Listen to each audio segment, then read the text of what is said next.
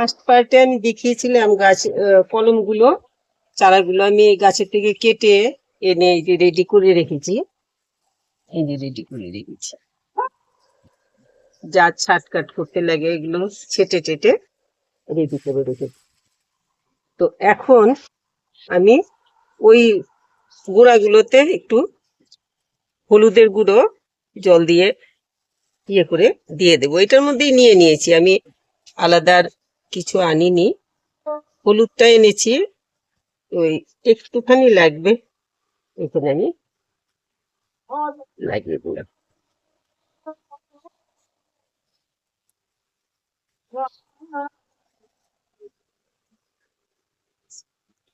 এরকম করে আপনারাও যে কোনো ফাঙ্গিসাইড লাগিয়ে দেবেন, নইলে এই গোড়াটার ইয়েটাতে যদি একবার পচা লাগতে পারে তাহলে পরে গাছটাকে আর বাড়তে দেবে না, মেরে ফেলবে গাছ। তো এইভাবে এটা লাগিয়ে দেব। এখন আমি মাটিটা তৈরি করব। একটা আমি এই টবটাতে লাগাবো, বাড়িতে ছাদে রাখার জন্য এই টবটাতে লাগাবো। পুরোনো টব, এটার মধ্যে আরেকটা কি গাছ ছিল, ফুল গাছ ছিল। এখন আমি এটার মধ্যে একটা লাগাবো, আর একটা লাগাবো প্যাকেটে। একটা না, আমি আরো লাগাবো। সবগুলো একদিনে লাগানো তো সম্ভব হয় না। তো এইরকম প্যাকেট নিয়েছিলাম, এরকম প্যাকেট আমি আরেকটু বড় সাইজের ছিল, খুঁজে পেলাম না এগুলো। এইসব এতটুক ছোট প্যাকেটে লাগালে এই কলম ঠিক বাঁচানো যায় না। এই জন্য আমি একটা এমনি ঘরের কর্নফ্লেক্সের প্যাকেট ছিল, এটার মধ্যে এখন লাগিয়ে রাখবো। এগুলো যদি কেউ ইন্টারেস্টেড হন, নিতে চান, কিনতে চান, তাহলে পরে আমি এগুলো প্যাকেটে লাগানোগুলো আমি দেব। তো এই করে এখন আমি দেখাচ্ছি কি করে আমি কিছুটা মাটি আর শুধুমাত্র মাটি আর গোবর সার দিয়ে বসাবো, অন্য কিচ্ছু দেব না। কেন, কলমের গাছ অন্যরকম সার টার দিলে হয়তো প্রবলেম কিছু তৈরি হতে পারে, কিন্তু গোবর সারে আর মাটিতে কোনো রকম প্রবলেম হয়নি। তো আমি 2 ভাগ মাটি 1 ভাগ গোবর সার নিয়ে নিচ্ছি। এখানে আমি ছাদের উপরে একজন লোককে দিয়ে উঠিয়ে রেখেছি, বস্তায় ভর্তি করে, যে এটাতে মাটি ওইটাতে গোবর সার এনে রেখেছে আমার কাজের সুবিধার জন্য। নিচে কাজ করেছিল, ও তুলে দিয়েছে। এখান থেকে আমি এখন গোবর সার আর মাটি নিয়ে নিচ্ছি।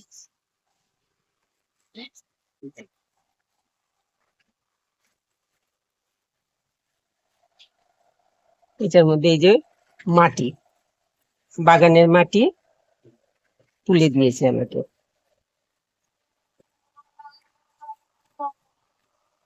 আরেকটা জিনিস দেবো কিনা ভাবছি, সেটা হলো কিচেন কম্পোস্ট।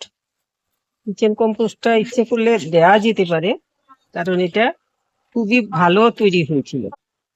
এতটুকু নিয়ে নিলাম মাটি, এখন নিয়ে নিচ্ছি গোবর সার। এটাও পুরোনো গোবর সার, একদম শুকনো ঝুরঝুরে হয়ে গেছে।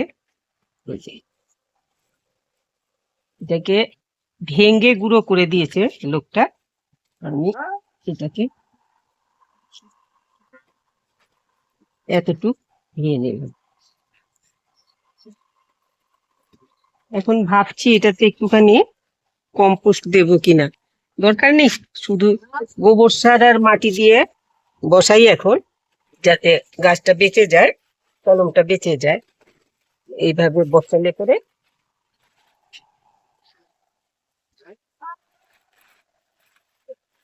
মিশিয়ে নিচ্ছি ভালো করে।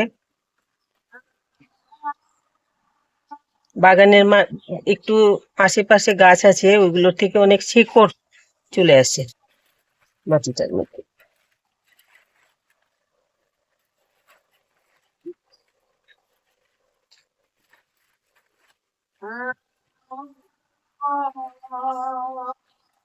আমার এই মাটির টবটাতে একটা প্রবলেম হলো, যাতে মাত্র একটা ফুটো, বড় ফুটো কিন্তু একটা মাত্র ফুটো, এই যে একটা মাত্র ফুটো।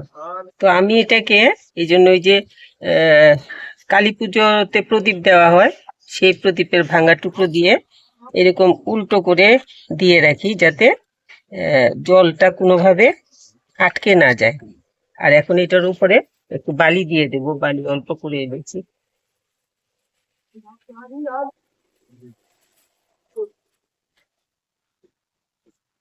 বালি দিয়ে দিলাম, বালিটার মধ্যে খুব আজে বাজে নোংরা পড়ে গেছে। যাই হোক, দিয়ে দিলাম বালি। এখন আমি এটাকে কিছুটা মাটি দিয়ে দেবো এখন।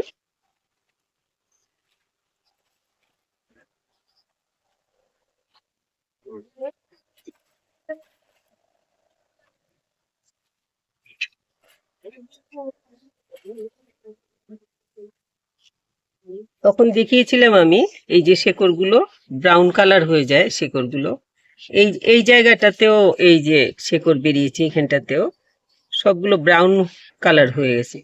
এরকম ব্রাউন কালার যখন হবে শেকড়গুলো, তখনই কাটবেন গাছের থেকে। আমি ওই ভিডিওতেও বলছি যে ব্রাউন কালার হলে তারপরে কাটলে ভালো হবে। তো এখন আমি এটাকে সোজা করে বসিয়ে পুরোটা মাটি এটাতে দিয়ে দিলাম।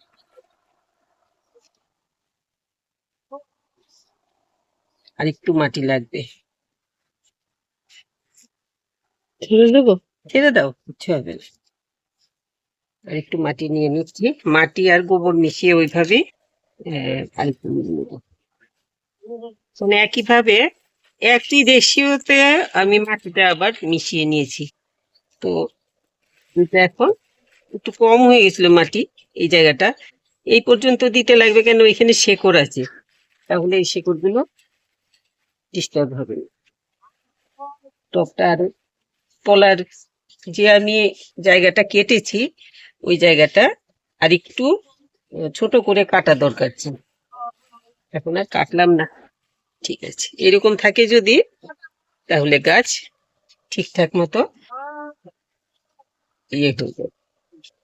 এখন এইটাকে আমি কদিন, 6-7 দিন আমি জল দিয়ে ছায়াতে রেখে দেব। জলটা এক্ষুনি দিচ্ছি না, প্যাকেটেরটা আমি কি করে লাগাচ্ছি এটা দেখিয়ে দিচ্ছি। তারপরে দুটোকে একসাথে আমি জল দেবো। এখন জল দিলে টবটা অনেক ওজন, ছড়ানো মুশকিল হবে, রোদের মধ্যে থাকলে গাছটা নষ্ট হয়ে যাবে। তো আমি এখন প্যাকেটেরটার জন্য একইভাবে গোবর আর মাটি মিশিয়ে দিচ্ছি। গোবর মানে গোবর সার, শুকনো গোবর সার আর মাটি মিশিয়ে নিচ্ছি একইভাবে। চালিয়েছিস? তো আমি এই প্যাকেটটাতে, কর্নফ্লেক্স এর প্যাকেট, এই যে এই প্যাকেটটাতে লাগিয়ে দিচ্ছি। কেন? এই প্যাকেটগুলো একদম ছোট, আর এই যে কলমের চারা, খাদ্য ঠিক মতো না পেলে তো বাঁচবে না, এই জন্য আমি এখন এটাতে লাগিয়ে দেব। গোবর আর মাটি নিয়ে নিয়েছি, মিশিয়ে ভালো করে। এটাতে আর নিচে কিছু দেব না, এমনি এই যে কেটে কেটে ফুটো করে নিয়েছি, এই যে কেটে দিয়েছি কাঁচি দিয়ে, এই যে কেটে দিয়েছি, এগুলো দিয়ে জল বেরিয়ে যাবে এরকম করে, সব দিকেই জল বেরিয়ে যাবে। অন্য সময় আমি এই যে কালো প্যাকেটগুলো, এই প্যাকেটগুলোতে লাগাই, কিন্তু বড় প্যাকেটগুলো কোথায় রেখেছি খুঁজেই পাচ্ছি না, বাধ্য হয়ে এখন আমি এটাতে লাগাচ্ছি। আর পরে অন্যগুলো লাগাবো এই প্যাকেটে। এখন দুটো আমি কেটে এনেছি, এক্ষুনি না লাগালে, রেখে দিলে নষ্ট হয়ে যেতে পারে কলম, হয়তো শেষে বাঁচবেই না গাছ, এই জন্য আমি এটাতেই লাগিয়ে দিচ্ছি। এখন আমি ডাইরেক্ট এটার মধ্যে মাটি দিয়ে দেব।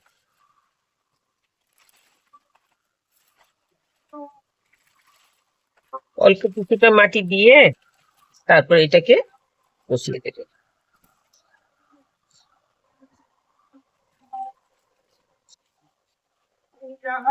এটার দিকে দেখা ভালো করে।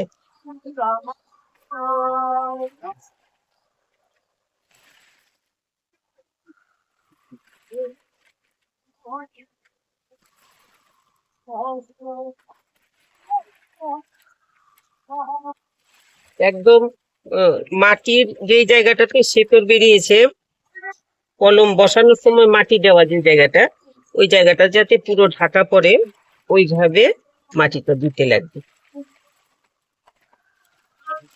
বেশি লম্বা করে দিতে পারছি না, ছোট করে দিচ্ছি।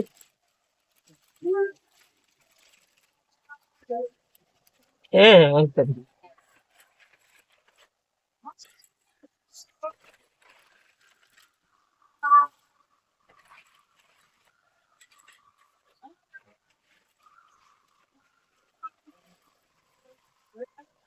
ব্যাস, এই হয়ে গেল আমার প্যাকেটে লাগানো।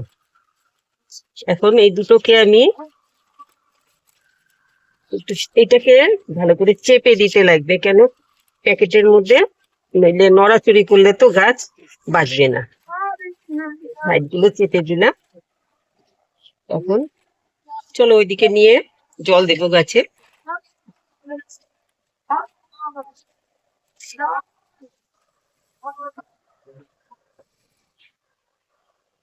এখানে আমি ছায়াতে রাখলাম, গ্রিন নেটের তলায় আছে, রোদটা তেমন পাবে না। আর এখন জল দিয়ে দিই বেশি করে, মাটিটা একদম শুকনো তো জল টানতে সময় লাগবে।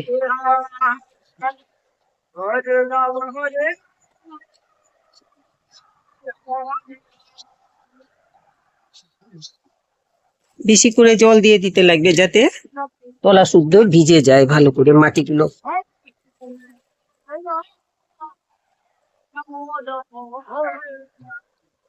আমি এইভাবে অন্তত পক্ষে 7 দিন রাখবো গাছটাকে, তারপরে রোদ লাগে মতো জায়গায় দেব। এটা ওই লাল জামরুলের কলম বেঁধেছিলাম। কলম বাঁধাটা অনেক আগে, 3-4 মাস আগে দেখিয়েছিলাম কলম কি করে বাঁধতে হয়। আর এই এক্ষুনি দেখিয়েছি কিভাবে কলমটা কেটে রেডি করতে হয়, কাটতে হয় কেমন করে, কখন কাটতে হয়, এগুলো দেখালাম। আর আজকে দেখালাম এখন এটাকে কিভাবে পটিং করতে লাগবে, আর তারপরে কিভাবে এটাকে যত্ন করতে লাগবে। এইভাবে লাল জামরুলের চারা আমি তৈরি করি। আপনাদের যদি কারো মনে হয় যে লাল জামরুলের চারা লাগাবেন বাড়িতে, তাহলে আমার সাথে যোগাযোগ করতে পারেন।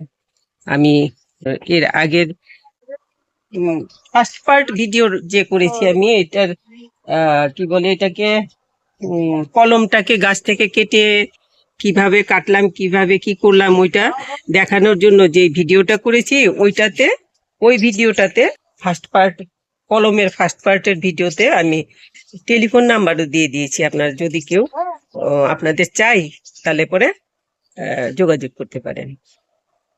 তো কিভাবে কলমটাকে গাছের থেকে কেটে এনে লাগাবেন, সেটা লাগিয়ে তারপরে কি করবেন সেটা আমি দেখালাম আজকে। এইভাবে করলে পরে লাল জামরুলের কলম খুব সুন্দরভাবে বেঁচে যাবে।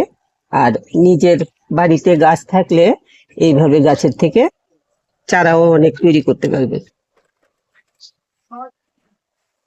তো আপনারা করুন। লাল জামরুল তো খুব হয় যখন নাকি কোনো ফল টল থাকে না, তখন গাছে লাল জামরুল হয়ে থাকে ভর্তি হয়ে, তখন আমরা ফলের রস খাওয়া তো খুব ভালো স্বাস্থ্যের জন্য। এখন অনেক রকম অনেক কিছুর জন্যই বিশেষ করে বলে ফলের রস খেতে। তো ফল খাওয়া ভালো, ফলের রস, যারা ফল চিবিয়ে খেতে পারেন না রস করেও খেতে পারেন যদি ইচ্ছে না করে চিবিয়ে খেতে।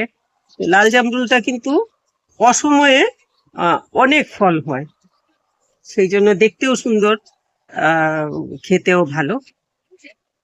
লাগাতে পারেন, যাদের নাকি ডায়াবেটিসের প্রবলেম আছে ওরাও খেতে পারবেন, কারণ এটাতে মিষ্টি নেই একদম। এটার যে রসটা সেটাতে একদম মিষ্টি থাকে না। তো যাদের সুগারের প্রবলেম ওনারা লাল জামরুল খেতে পারেন। বাড়িতে গাছ লাগান, যথেষ্ট পরিমাণে হয়। আর আমার গাছটাতে তো সারা বছরই হয়, ঘুরে ঘুরে হয়। এখন এইখান থেকে দেখা যাবে না রে, আম গাছ টাম গাছে সব। আম, পেয়ারা আর জামরুল হ্যাঁ, জঙ্গল ওই বেড়েছে। সাইডেরটা জামরুল দেখা যাচ্ছে কিছুটা। যাই হোক, বিশাল বড় হয়ে যায়, গাছটাকে ছেটে কেটে ছোট করে রাখতে চেষ্টা করি। আর সারা বছরই হয়, ঘুরে ঘুরে ঘুরে ঘুরে হয়। একটা সময়তে খুব বেশি হয় গরমের সময়, আর এমনি সময়তেও অল্প অল্প হয়। ঠিক আছে, তাহলে পরে যদি ভালো লাগে একটুখানি লাইক শেয়ার করবেন, যারা সাবস্ক্রাইব করেন একটু সাবস্ক্রাইব করবেন, আর কমেন্ট করবেন। সবাই খুব ভালো থাকবে।